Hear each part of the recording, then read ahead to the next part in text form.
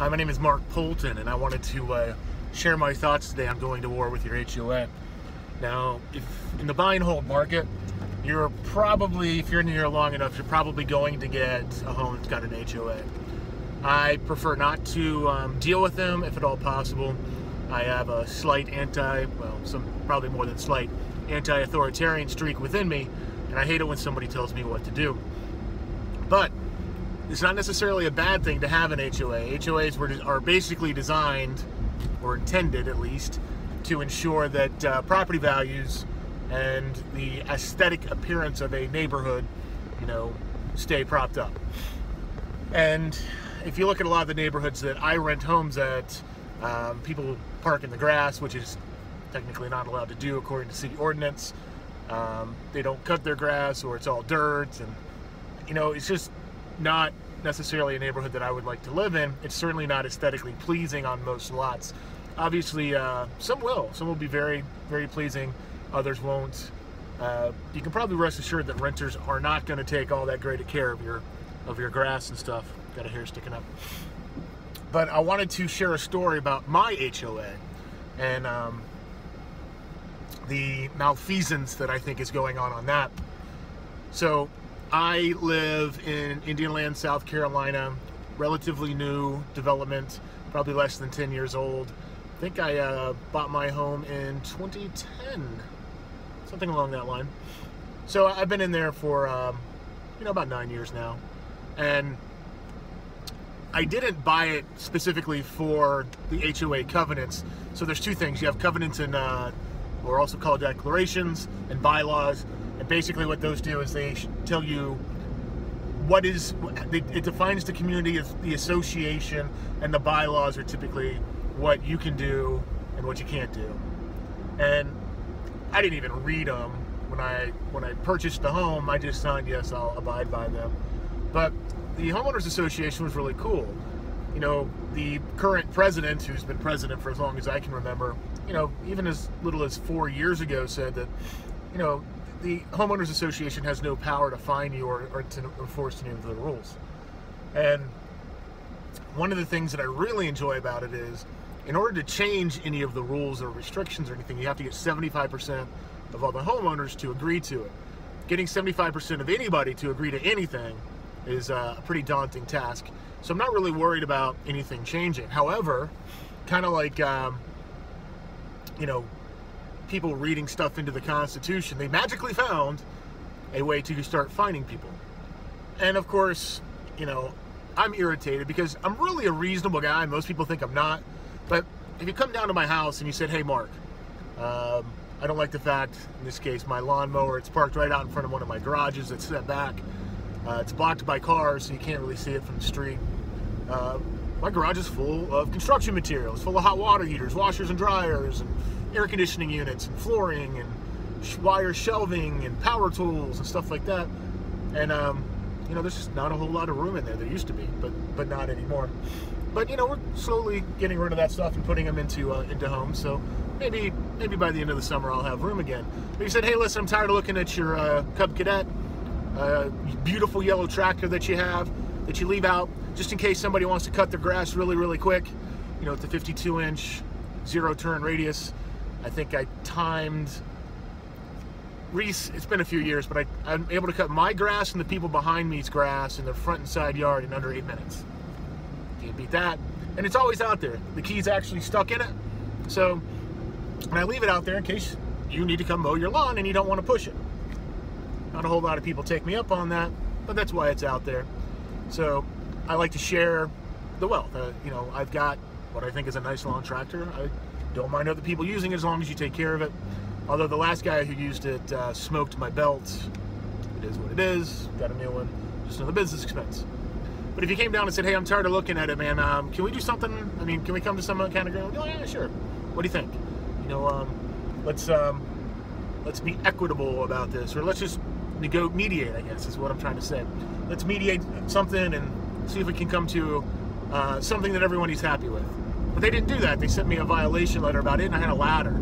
Now, bear in mind, my lawn tractor's been out there for at least 5 years, probably longer. Ladder was just a larger step ladder with a pan on it. Probably been there for a year. Okay, I mean, ladder's reasonable. You know, I even have some James Hardy cement siding out there behind the ladder they didn't get. Had a 2x6 that was about 2 feet long. They didn't even, so clearly they're not really doing a good job. They're not really doing good inspections because, you know, they're just kind of winging it. And then I have a utility trailer. I made a video on this, my favorite tool, and the one that I get the most use out of is by far my 5x8 utility trailer. It's been smashed up by a drunk driver. I bought it for $350. I got about $850 from that accident, and I think it cost me $25 to get it back into service. A little beat up, working fine. Got the lawnmower on there now, actually. We're on our way to one of my properties. So they're basically telling me that I can't have the trailer. Now, one of the advantages of being in buy and hold real estate and evicting people is I'm used to being in courts.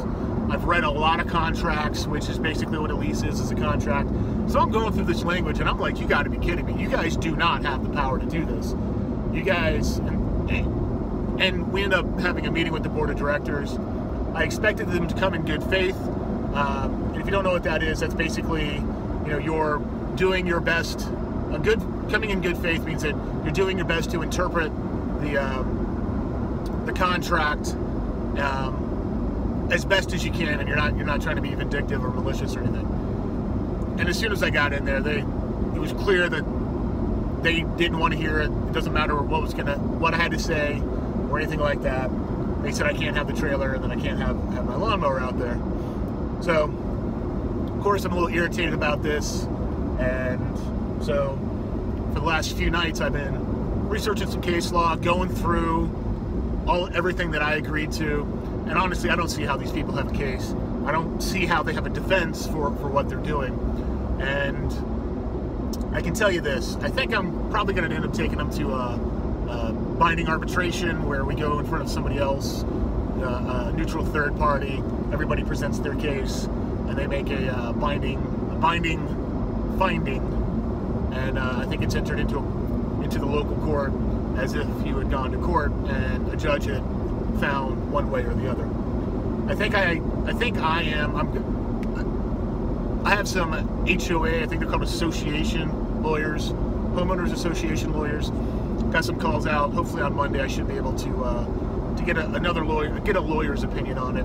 But I think I'm pretty much in the right here, and it's going to be interesting. But my HOA I may have to go to war with, and I can tell you this: I'm a real MFer when it comes to don't piss me off.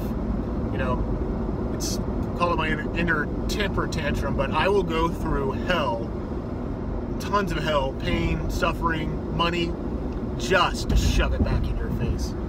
So if the HOA wants to go to war, I prefer not to. I really need to get this over with so I can get on to doing other things. I'll go to war. I guarantee you I will produce so many complaints that they can't do anything about that they'll all just probably quit. Anyways, I don't like to be vindictive, and I don't like to be spiteful and things like that. I got way too much going on. I got homes that need to be rehabbed. I have family endeavors. I have a W-2 job.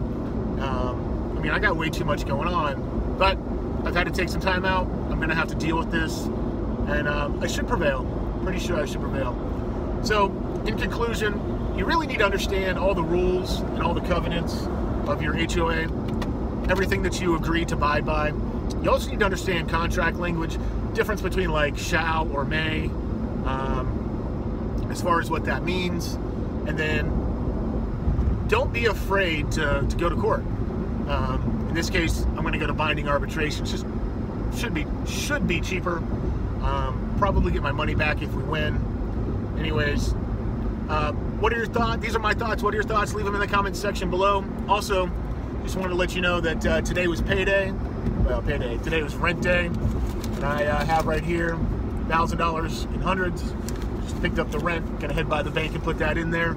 It's always a good day when the bank checks start rolling in. We actually got one of our $1,900 a month homes paid us twice this month, and I'm like, woohoo!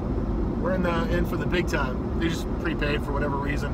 Must be nice to have that kind of cash. So, anyways, I wish you success.